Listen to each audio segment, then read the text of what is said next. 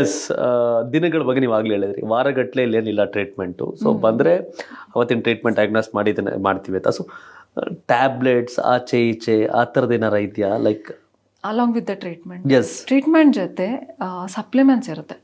Supplements it's not like pain killer 1 or 2 days ಕೊಡ್ತೀನಿ procedure ಆದಮೇಲೆ. If needed ಅದು ತಗೋಬೋದು, ಇಲ್ಲ ಅಂದರೆ ಅದು ಬೇಡ.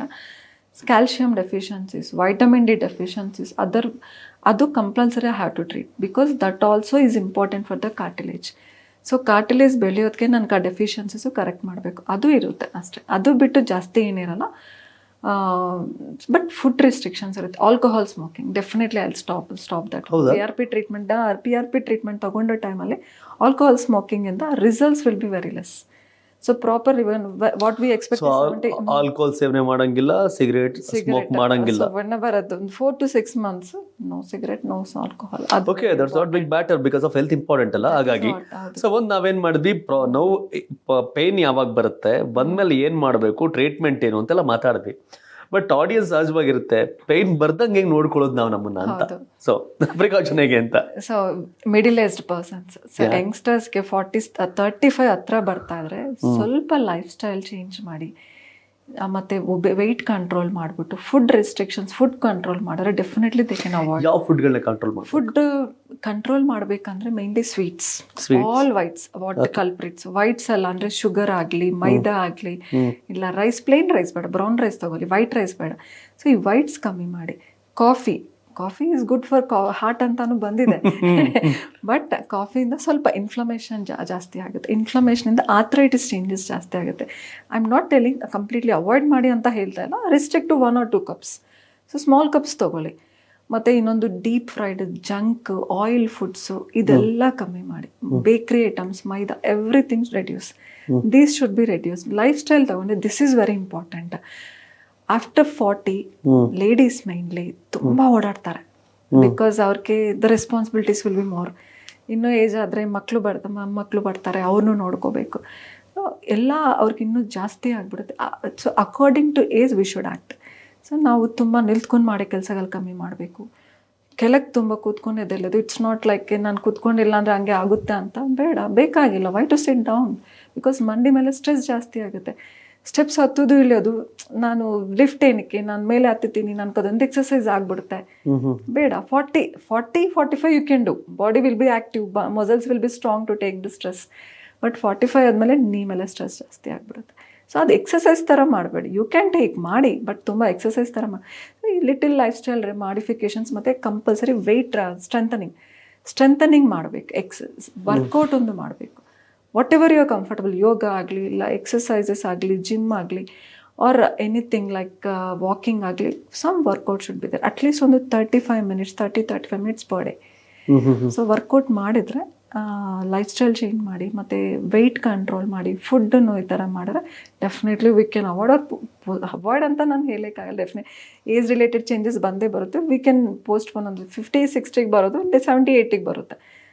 we have to maintain that actually. Yes, okay. ಈಗ ಒಂದು ಸಹಜವಾದ ಪ್ರಶ್ನೆ. ಓಕೆ, ಇದು ಎಷ್ಟು ಯಾರ ಸಮಸ್ಯೆ ಇದೆ ಅವರಿಗೆ ಗೊತ್ತು. ನೋವಿಲ್ಲ ಅಂದವ್ರಿಗೆ ಅದ್ರ ಬಗ್ಗೆ ಗೊತ್ತಿರಲ್ಲ, ಜಸ್ಟ್ ಅದು ನೆಗ್ಲೆಕ್ಟ್ ಮಾಡ್ತಿರ್ತಾರೆ. ಸೊ ಒಂದು 60ನೇ ವಯಸ್ಸಿನ ಒಂದು 100 ಜನದಲ್ಲಿ, 10 ಜನದಲ್ಲಿ ಎಷ್ಟು ಜನಕ್ಕೆ ಮಂಡಿ ನೋವು ಇರುತ್ತೆ ನಿಮ್ಮ ರಿಪೋರ್ಟ್ ಪ್ರಕಾರ? 40 years ಅಲ್ಲಿ ಅಲ್ಲ, 60 years 10 ಮೆಂಬರ್ಸ್ ಇದ್ರೆ 7 ಮೆಂಬರ್ಸ್ ಇದ್ದೇ ಇರುತ್ತೆ. 7 ಮೆಂಬರ್ಸ್ ಇದ್ದೇ ಇರುತ್ತೆ ಅಂದ್ರೆ ಕಂಪ್ಲೀಟ್ ಫುಲ್ ನೋವು ಅಂತ ಹೇಳಕ್ಕಾಗಲ್ಲ. ಅಟ್ಲೀಸ್ಟ್ 7-8 ಮೆಂಬರ್ಸ್ಗೆ ಸ್ಟೆಪ್ಸ್ ಹತ್ತೋಕೆ ಇಳಿಯೋಕ್ಕೂ ಕಷ್ಟ ಇರುತ್ತೆ, ಕೆಲ ಕೂತ್ಕೊಂಡು ಅದೆಲ್ಲ ಕಷ್ಟ ಇರುತ್ತೆ. 2-3 ಪೇಷಂಟ್ಸ್ 2-3 ಮೆಂಬರ್ಸ್ ಚೆನ್ನಾಗಿರ್ತಾರೆ. ಬಟ್ 7-8 ಮೆಂಬರ್ಸ್ ಇದೆ ಮನೆಯಲ್ಲೇ ತಗೊಳ್ಳಿ, ಸಮ್ವನ್ ವಿಲ್ ಬಿ ಸಫರಿಂಗ್. ಯಾರಿಗೋ ಒಬ್ರಿಗೆ ಮಂಡಿ ನೋವು ಇದ್ದೇ ಇರುತ್ತೆ.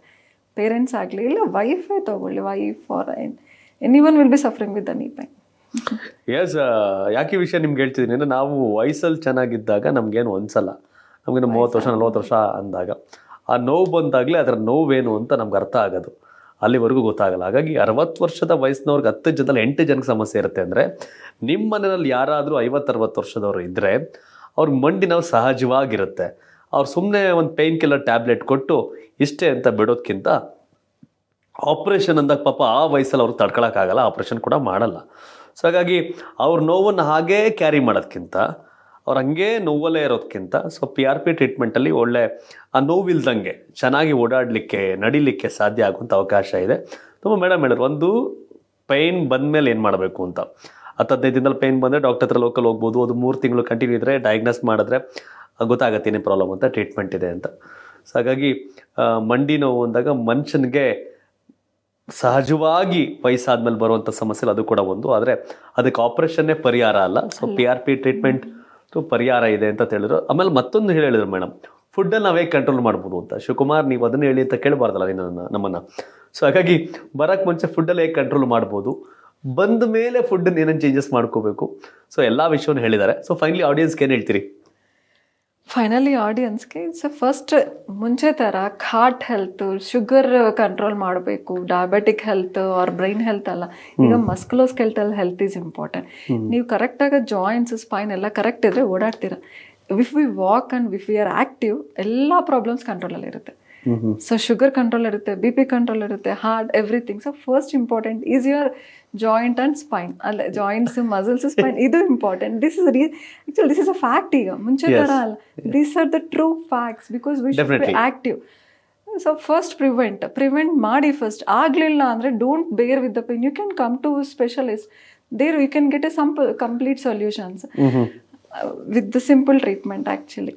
ಎಸ್, ಇನ್ನೊಂದು ವಿಷಯ ಅಂತಂದರೆ, ಹೌದು ಇವಾಗ ಅರ್ಥ ಆಗ್ತದೆ. ಮಂಡಿ ನೋವು ಅಂತ ಮನೇಲಿ ಕೂತ್ರೆ ನೀವು ಓಡಾಡಲಿಲ್ಲ ಅಂತಂದರೆ ಆ್ಯಕ್ಟಿವಿಟೀಸ್ ಇರಲ್ಲ. ಆ್ಯಕ್ಟಿವಿಟೀಸ್ ಇಲ್ಲ ಅಂದರೆ ಬೇರೆ ಬೇರೆ ಕಾಯಿಲೆಗೆ ಸಮಸ್ಯೆ ಆಗುತ್ತೆ. ನೀವು BP ಶುಗರ್ ಎಲ್ಲ ನಾರ್ಮಲ್ ಇಟ್ಕೋಬೇಕು ಅಂತಂದರೆ ಅದನ್ನು ಅವಾಯ್ಡ್ ಮಾಡ್ಬೇಕು. ಬೇರೆ ಬೇರೆ ಸಮಸ್ಯೆನೇ ಅಂತಾರೆ. ನೀವು ವಾಕ್ ಮಾಡಬೇಕು ಅಂದರೆ ಕಾಲು ಚೆನ್ನಾಗಿರ್ಬೇಕು, ಮಂಡಿ ಚೆನ್ನಾಗಿರ್ಬೇಕು. ಸೊ ಹಾಗಾಗಿ ಮಿಸ್ ಮಾಡದೆ, ಪ್ರಾಬ್ಲಮ್ ಇಲ್ಲ ಅಂದರೆ ಗುಡ್. ವಯಸ್ಸಾದ್ಮೇಲೆ ಪ್ರಾಬ್ಲಮ್ ಬಂದೇ ಬರುತ್ತೆ. ಬಂದಾಗ ನೀವೇ ಹೆಂಗಿದ್ರು ಮಂಡಿ ನೋವಲ್ಲ ಅಂತ ಕೂತ್ರೆ ಆಗಲ್ಲ. ಯಾಕೆಂದ್ರೆ ಹಂಗೆ ಕೂತ್ರೆ ನಾವು ಬದುಕಿರೋವರೆಗೂ ಕಾಲು ಚೆನ್ನಾಗಿರ್ಬೇಕಲ್ಲ, ನಡೆದಾಡಬೇಕು. ಒಂದು ಕಡೆ ಕೂತ್ರೆ ಕಾಯಿಲೆಗಳು ಜಾಸ್ತಿ ಅಟ್ಯಾಕ್ ಆಗುತ್ತೆ. ಮನುಷ್ಯ ಆ್ಯಕ್ಟಿವ್ ಆಗಿದ್ರೆ ಏನೂ ಅಟ್ಯಾಕ್ ಆಗಲ್ಲಂತೆ. ಕಾಲೇ ಸಮಸ್ಯೆ ಆಗಿ ಕೂತ್ರೆ ಎಲ್ಲ ಕಾಯಿಲೆಗಳು ಅಟ್ಯಾಕ್ ಆಗುತ್ತೆ. ಹಾಗಾಗಿ ಈ ಎಲ್ಲನೂ ಕಾಪಾಡ್ಕೋಬೇಕು ಆರೋಗ್ಯನ, ನೋ ಡೌಟ್. ಅದರಲ್ಲಿ ನೀವು ಓಡಾಡೋದನ್ನ ತಡೆಯೋದೇ ಮಂಡಿ ನೋವು. ಹಾಗಾಗಿ ಆ ಮಂಡಿ ನೋವು ಇಲ್ದಂಗೆ ನೋಡಿಕೊಂಡ್ರೆ ಖಂಡಿತವಾಗಿ ನೀವು ಆ್ಯಕ್ಟಿವ್ ಆಗಿರ್ಬೋದು. ಆ್ಯಕ್ಟಿವ್ ಆಗಿದ್ದರೆ ಬೇರೆ ಬೇರೆ ಸಮಸ್ಯೆ ಎಲ್ಲ ದೂರ ಇರುತ್ತೆ. ಡಾಕ್ಟರ್ ವಿದ್ಯಾ ಭಂಡಾರು ಮೇಡಮ್ ಕಂಪ್ಲೀಟ್ ವಿಷಯಗಳನ್ನ ತಿಳಿಸ್ಕೊಟ್ರು. ಮಂಡಿ ನೋವೇನು, PRP ಟ್ರೀಟ್ಮೆಂಟ್ ಅಂದರೆ ಏನು ಅಂತ. ನನಗೆ ಇದು ಗೊತ್ತಿರಲಿಲ್ಲ. ಮಂಡಿ ನೋವು ಸಹಜವಾಗಿ ಪೇನ್ ಕಿಲ್ಲರ್ ತೊಗೋಬೇಕು, ಅದಾದಮೇಲೆ ನಮಗೆ ಮಂಡಿ ನೋವು ಅಂದರೆ ಆಪ್ರೇಷನ್ಗೆ ಹೋಗೋ ಸೆಗ್ಮೆಂಟ್ ಅಷ್ಟೇ ನನಗೆ ಕಾಮನ್ ಆಗಿ ನನಗೂ ಐಡಿಯಾ ಇದ್ದಿತ್ತು. ಸೊ ನನಗೂ ಈ PRP ಟ್ರೀಟ್ಮೆಂಟ್ ಬಗ್ಗೆ ಅರಿವಿರಲಿಲ್ಲ. Okay. And here one more thing I want to say, ಇದರಲ್ಲಿ no complications, side effects, nothing, because patients on blood ಅಲ್ಲ. ಸೊ ಆರಾಮಾಗೆ ವಿತೌಟ್ ಎನಿ ಸೈಡ್ ಎಫೆಕ್ಟ್. ನೀವು ಹೇಳಿದಾಗ ಎಲ್ರಿಗೂ ಅರ್ಥ ಆಯ್ತು. ಯಾಕೆ ಗೊತ್ತಾ, ಈ ಪ್ಲೇಟ್ಲೆಟ್ಸ್ ಕಡಿಮೆ ಆಗಿ ಎಷ್ಟೋ ಜನ ಅಡ್ಮಿಟ್ ಆದಾಗ ಪ್ಲೇಟ್ ಕೌಂಟ್ಸ್ ಅದು ಜಾಸ್ತಿ ಆಗಬೇಕು ಅಂತ ಟ್ರೀಟ್ಮೆಂಟ್ ತಗೋತಾರೆ. ಅದು ಅರಿವಿದೆ ಈಗ. ಸೊ ನ್ಯಾಚುರಲಿ ಹಾಗೇನೆ natural process, natural healing process ಇಂದಾನೆ ವಾಸಿ ಮಾಡಿ. So definitely safest procedures, effective, ಸೇಫೇ ಅಲ್ಲ, ಎಫೆಕ್ಟಿವ್ ಪ್ರೊಸೀಜರ್. ಮತ್ತೆ completely come back to normal. Sports injuries ಆಗಿ ತಗೊಳ್ಳಿ, ಎಷ್ಟು ಎಫೆಕ್ಟಿವ್ ಆಗಿರುತ್ತೆ. ಇದು ಹೆಣ್ಮಕ್ಳಲ್ಲಿ ಜಾಸ್ತಿನ ಗಂಡು ಮಕ್ಳಲ್ಲಿ ಜಾಸ್ತಿನ ಮಂಡಿ ನೋವು?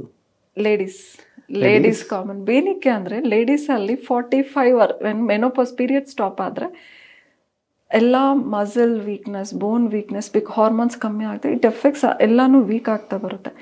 ವೀಕ್ ಆಗೋದೊಂದು, ಅವ್ರಿಗೆ ಇನ್ನೂ ಸ್ಟ್ರೆಸ್ ಜಾಸ್ತಿ ಆಗೋದೊಂದು. ಅದರಿಂದ ಮಂಡಿ ಜಾಯಿಂಟ್ ಸವಿಯೋದು ಲೇಡೀಸಿಗೆ ಕಾಮನ್. ಜೆಂಟ್ಸಕ್ಕೆ ಯೂಶ್ವಲಿ 60s ಮೇಲೆ ಜಾಸ್ತಿ ನೋಡ್ತೀವಿ. ಅನ್ಲೆಸ್ ದೇ ಆರ್ ಟೀಚರ್ ಆಗಲಿ, ಮಾರ್ಕೆಟಿಂಗ್ ಇಂಥ ಫೀಲ್ಡಲ್ಲಿ ಇದ್ರೆ ಮಾತ್ರ ಬೇಗ ನೋಡ್ತೀವಿ. ಇಲ್ಲ ಅಂದರೆ ಲೇಡೀಸ್ಗೆ ತುಂಬ ಕಾಮನ್ ಇದು. ಎಸ್, ಈಗ ಅರ್ಥ ಆಗ್ತಲ್ಲ ಸಮಸ್ಯೆ ಯಾರಿಗೆ ಜಾಸ್ತಿ ಅಂತ. ಹಾಗಾಗಿ ನಾವೆಲ್ಲ ಗಟ್ಟಿ ಮುಟ್ಟಾಗಿದ್ದೀವಿ ಅನ್ಕೊಂಡು ಕೂತ್ಕೊಂಡ್ರೆ ಆಗಲ್ಲ. ಮನೇಲಿರೋ ಹೆಣ್ಮಕ್ಳಿಗೆ, ಹೆಂಗಸರಿಗೆ, ಅಮ್ಮನಿಗೋ, ಅಕ್ಕನಿಗೋ, ತಂಗಿಗೋ, ಹೆಂಡತಿಗೋ ಮಂಡಿ ನೋವು ಅಂದಾಗ ಬರೀ ಮಾತ್ರೆ ಕೊಟ್ಟು ಸುಮ್ಮನೆ ಆದ್ರೆ ಆಗಲ್ಲ. ಅವ್ರು ಆ ಪೇನ್ನ ಕ್ಯಾರಿ ಮಾಡಿದ್ರೆ, ಅವ್ರು ಮಲಗಿದ್ರೆ ನಾವು ಮಲಗಬೇಕಾಗತ್ತೆ. ಸೊ ಹಾಗಾಗಿ ಅವ್ರಿಗೆ ಖಂಡಿತವಾಗಿ ಆ ಥರ ಜಸ್ಟ್ ಮಂಡಿ ಅದನ್ನ ನೆಗ್ಲೆಕ್ಟ್ ಮಾಡಿದ್ರೆ ಏನಾಗುತ್ತೆ, ಆಪ್ರೇಷನ್ ಸ್ಟೇಜ್ ದಾಟ್ಬಿಟ್ರೆ ಆಪ್ರೇಷನ್ ಅನಿವಾರ್ಯ ಆಗುತ್ತೆ.